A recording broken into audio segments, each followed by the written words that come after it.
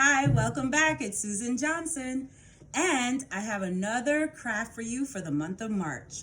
And it is a craft for St. Patrick's Day. Woo! All right, so this is a cute little way of doing a four-leaf clover for St. Patrick's Day. So what I have done is compiled a few ingredients. I do have the green construction paper to make my clovers, and it's a four-leaf clover. I just have a plain white paper. I'm gonna use a pencil to write, and then my Sharpie to outline, and then I'm leaving this blank because you can put whatever message you want up top. All right, so I also have my glue stick and my scissors. So let's begin. So in order to make these cute little clovers, they're just hearts, and I love that. So I took regular construction paper, make it whatever size hearts you want. I fold it in half, that way I get two out of it when I cut it. And you can make your heart as big as you want or as small as you want.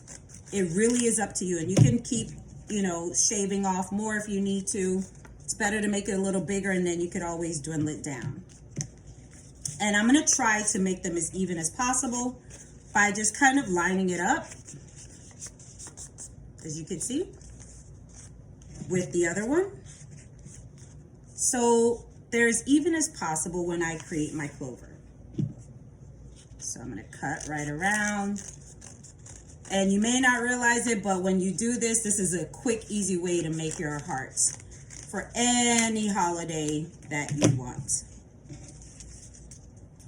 All right, so now when I take them apart, I have 4.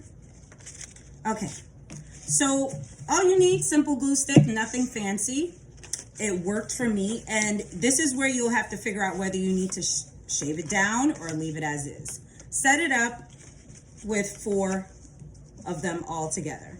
Now, this isn't too bad. It's all on the paper, and I overlap them just a little bit, and I end up with my clover. It's so cute.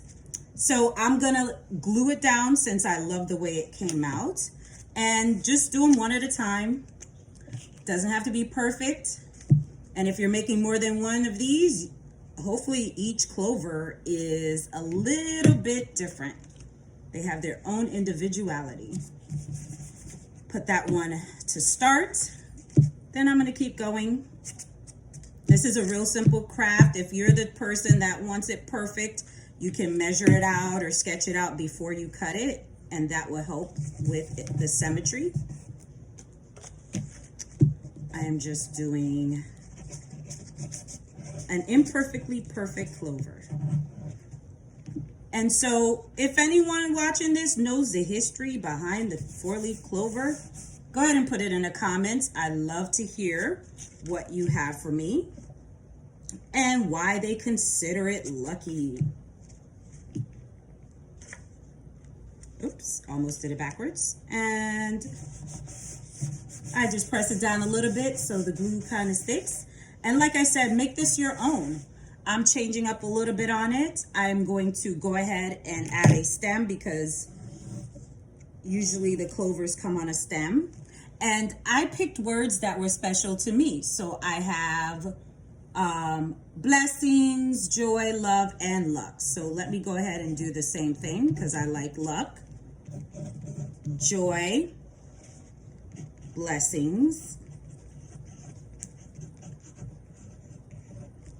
and love. And I'm just gonna outline it with my Sharpie. That's why I chose the black Sharpie, just so it will pop. You could choose whatever color you want. You could use green, you could use maybe another color. Oh, and I noticed this is lifting. That's the forgiveness of glue sticks. Love it. Just go ahead and get it down. All right. So I'm just gonna outline my words.